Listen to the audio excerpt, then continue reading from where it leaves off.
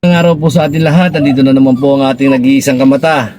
At samahan niyo po ako ngayon at magkwentuhan po tayo. At bigyan natin ang reaksyon itong lumabas na issue tungkol dito sa pagpapile ng Certificate of Candidacy na itong mayor ng lungsod ng Maynila na ito si Madam Hani, na nakita naman natin sobra naman ng parang galit na galit, parang talagang gusto nang manakit na itong mayor na to. Hindi natin alam kung saan siya humuhugot, kasi ang pagkakaalam po natin itong si Isko Moreno ay nananatiling tahimik po hanggang ngayon.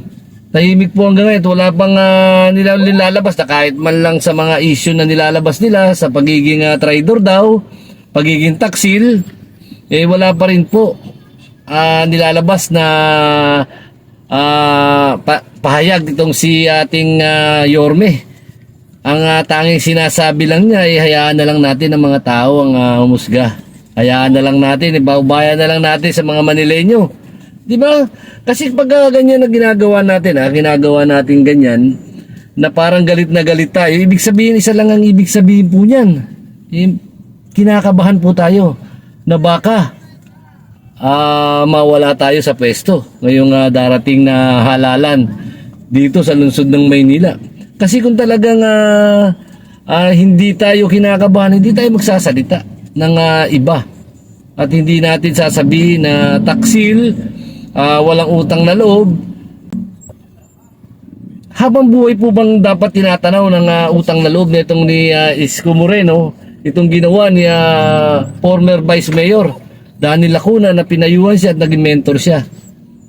Parang hindi naman siguro, kasi ginawa naman ni Isko Moreno na nagsikap, di ba, nag-aral. Tapos lahat, di ba, nakita niyo rin naman na kayong mga ilang Lacuna na inaragwa na itong ni Isko Moreno at nilagay mismo sa pwesto. Biruin mo, nag-giveaway siya. Ibinigay sa inyo ang pagiging mayor at naging history pa kayo ng Maynila dahil kay Isko Moreno. Di ba po?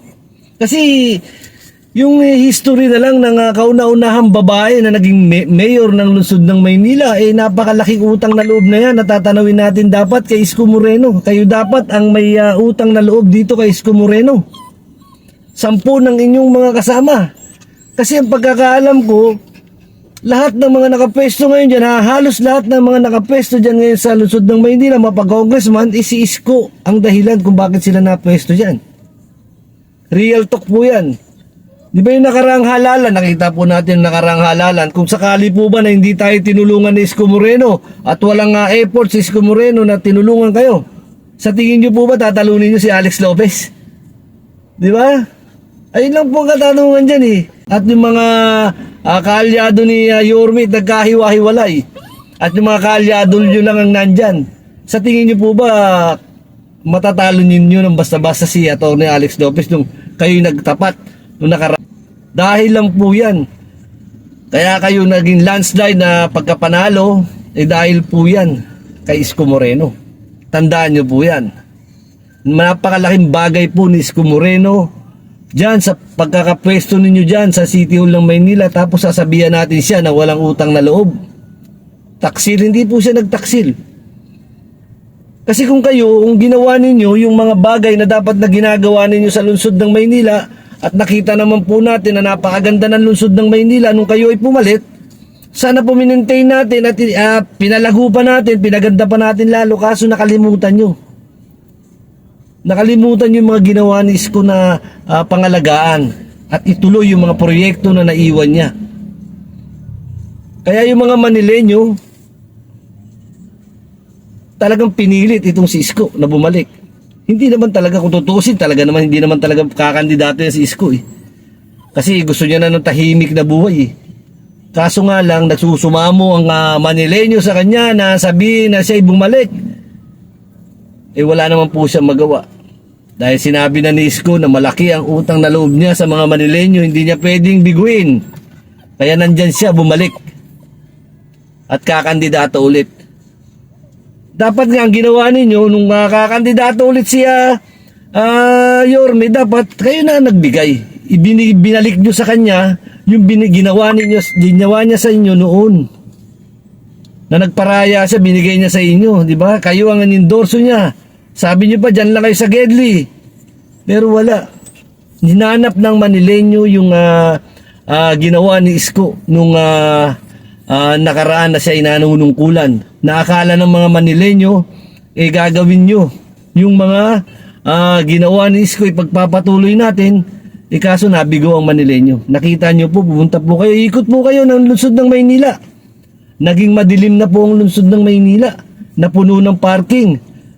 Na hindi natin alam kung bakit untouchable yung parking na yan na halos ayaw natin ayusin, ayaw natin tanggalin. Dapat tinatanggal natin yung mga parking na yan sa matataong lugar, kaso wala. Talagang deadma ang lungsod ng Maynila pagdating sa parking. Alam na natin kung bakit deadma. Nandun na tayo. Sasabihin nyo na naman, nakaraan pa yan. Kaya nga, nung nakaraan pa yan, dapat, nung kayo, dapat binabago nyo na. Alam nyo na pala na pangit nung nakaraan eh. Dapat pinaganda nyo na ngayon. At saka ngayon, nakikita natin sa lungsod ng Maynila ngayon, di ba? Kahit na anong gawin, parang ganun pa rin. Hindi pa rin gumaganda. At masyado tayong nakatutok. Kayong mga nakapwesto dyan sa lungsod ng Maynila, masyado tayong nakatutok. Focus tayo sa politika. Isipin naman po natin yung trabaho natin. Napagsilbihan ng Manileño, matagal pa po ang halalan. Di ba, wag po muna pamumulitika gawin natin. Kaya tuloy, tingnan nyo, ang nangyari ngayon. Lamang na lamang na si Isko. Ang hirap ng habulin. Kahit na anong gawin natin, hindi na natin kayang habulin yan. Kaya wag natin sabihan ng isang tao na walang utang na loob. Kasi ito si Isko, tumanaw to ng utang na loob sa inyo, kaya nga nandyan kayo sa pwesto eh. Kasi sa utang na loob eh. Masyado ninyong tinitira, pinapasaringan, pinapatamaan itong si Yorme, pero nananatiling walang kibo, di ba?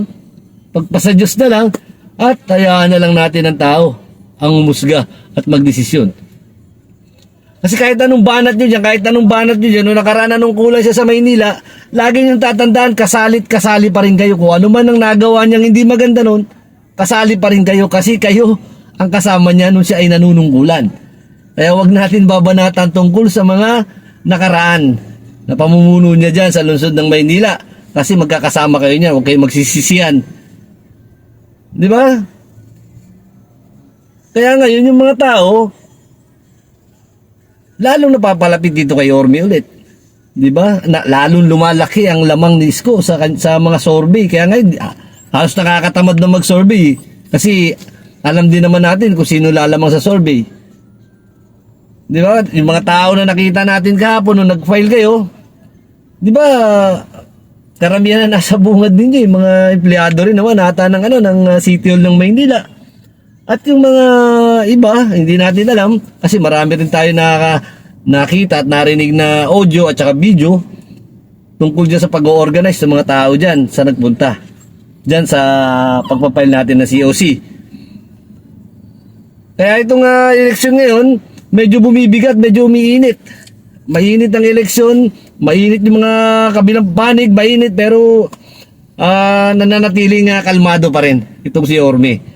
Ayan ang maganda rito kasi dinadaan na lang kayo sa sayaw, dinadaan na lang kayo sa kanta, dinadaan na lang kayo sa palaro ng bilyar. Di ba? Parang wala siyang naririnig sa mga sinasabi ninyo.